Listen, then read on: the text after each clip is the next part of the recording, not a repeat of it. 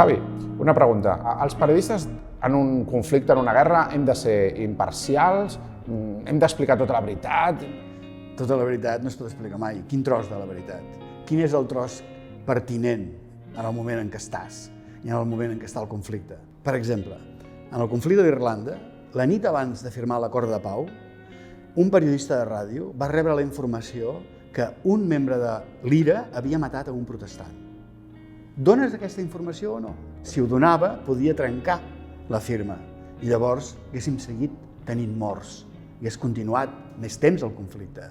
Ell ha de prendre part, ha de ser parcial a favor de la pau i de la vida.